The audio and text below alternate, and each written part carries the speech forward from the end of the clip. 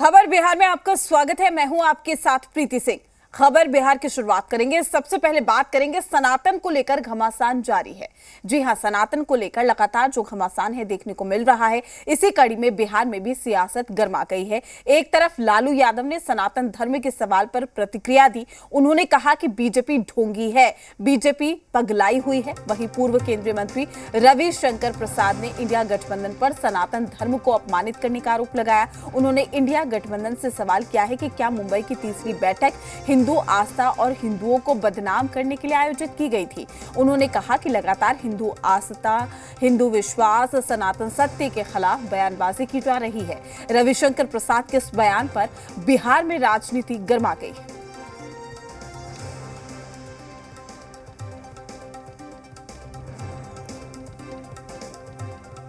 रोज कुछ न कुछ बात के बात बनाता है, जिसको जो लगे, जिस देवता को, ईश्वर को, सबका मालिक एक है।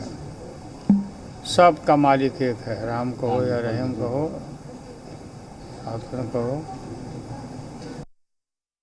सवाल मुझे सोनिया गांधी जी, राहुल गांधी से पूछना है, मुंबई की बैठक में आपने क्या तय किया है कि हिंदू आस्था और हिंदुत्व को बदनाम करना है? मैं फिर यह सवाल कर रहा हूं, सोनिया गांधी जी आप जवाब दें और राहुल गांधी जी आप जवाब दें। ये बार बार हिंदू आस्था, हिंदू विश्वास, सनातन सत्य, इसके खिलाफ क्यों बेअदबी की जा रही है? पहले स्टालिन साहब के पुत्र ने बोला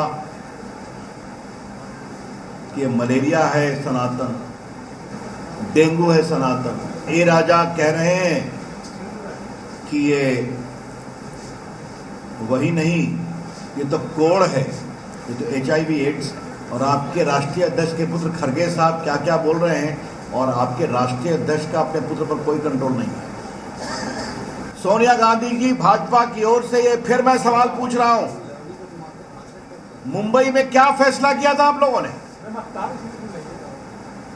कि क्या हिंदू आस्था, हिंदू विश्वास के खिलाफ इस तरह की शर्मनाक, विभत्स टिप्पणी की जाएगी?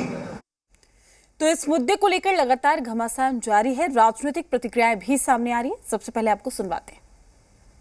9 साल हो गए हिंदुओं की रक्षा करते करते।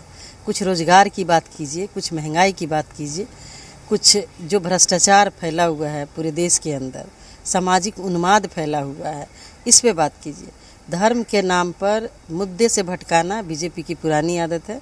रही बात सनातन धर्म की, तो साउथ से जब ये आवाज़ उठी है तो कहीं ना कहीं साउथ के लोगों ने इस धर्म के अंदर नज़दीक से कुछ कुरीतियाँ को देखा है, तभी ये आवाज़ उठी है। मैं बीजेपी के नेताओं से पूछती हूँ, देवदासी प्रथा किस धर्म में है? या लम्मा प्रथा किस धर्म में है? इस प्रथा के बारे में भी वो लोग कुछ बोले। आदरणीय नरेंद्र मोदी के शासनकाल में 2416 तभी फर्जी सनातनियों का जीव नहीं चला।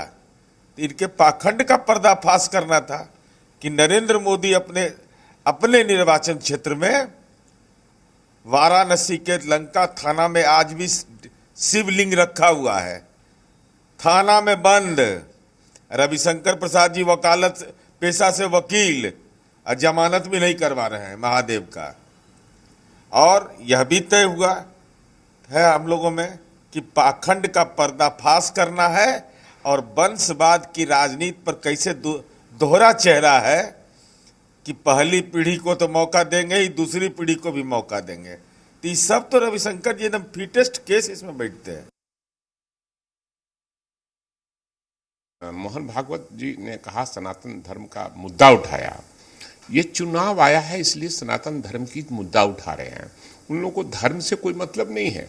नफरत फैलाना उनका काम है, उनकी पार्टी का। जो अंग्रेजों का दलाली करते थे, जब हमारा देश की आज़ादी की लड़ाई लड़ी जा रही थी, कई ऐसे वीर पुरुषों को उन्होंने फांसी के फंदे में मुखबिरी करके कराया था। और वो लोग को ये सब बात बोलने का कोई अधिकार नहीं। मैं कहूंगा बीजेपी वालों से और आरएसएस वालों से कि देश के लोगों से माफी मांगे कि हमारे पूर्वजों ने बहुत बड़ी भारी गलती किया था और हमने अंग्रेजों का दलाली किया था, मुखबिरी किया था, हमें माफ कर दे देश की जनता। माफी मांगे तब इस सब का बात करें। के साथ हमारे संवाददाता रुपेंद्र श्रीवास्तव हमारे साथ जुड़ चुके हैं। रुपेंद्र, चुनाव नजदीक है, मुद्दों की राजनीति होनी चाहिए थी, मुद्दों की राजनीति पे राजनीतिक रोटियां सेकी जानी चाहिए थी, लेकिन अब बात सनातन धर्म पर आ गई है। धर्म के नाम पर राजनीति हो रही है। क्या कहें, वाकई मुद्दों से भटकाने की कोशिश हो रही है, या पक्ष हो या विपक्ष ये ठान लिया है कि धर्म के नाम पर ही 2024 का चुनाव जीतने की कोशिश होगी? देखिए, पहले राजनीति तो जो है मुद्दों पर होनी चाहिए, क्योंकि जनता को उससे भलाई होती है। जनता जो है वो कहीं ना कहीं जनता को सुकून मिलता है, क्योंकि उनके काम होते हैं। दूसरी चीज़ें ये है कि राजनीति विकास पर होना चाहिए कि विकास कितना हुआ, आज़ादी के इतने साल हो गए, लेकिन ये तमाम चीज़ों को हटाकर जो है राजनीति अब धर्म पर आ गई है। और कहीं ना कहीं पक्ष हो या विपक्ष हो, दोनों जो है धर्म पर राजनीति कर रहे हैं।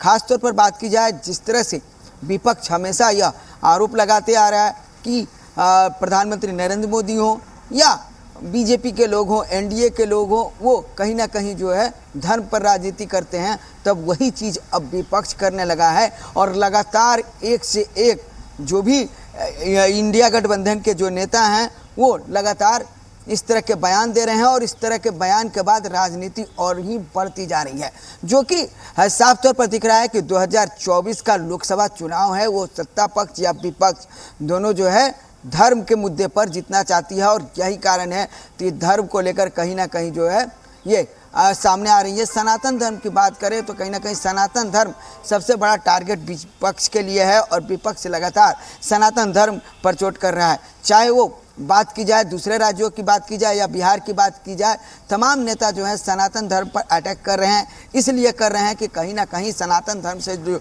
लोग जुड़े हैं उनका वोट भले उन्हें ना मिले, लेकिन जो लोग सनातन धर्म से नहीं जुड़े हैं उनका जो है वोट मिले और आगे ये लोग बढ़ें। तो तमाम चीज़ें हैं, जनता समझ रही है कि जनता को क्या करना है, किसे वो वोट देंगी, किसे, क्योंकि साफ तौर पर देखा जाता है कि केंद्र में किसी और की सरकार रहती है, राज्य में किसी और की हो जाती है।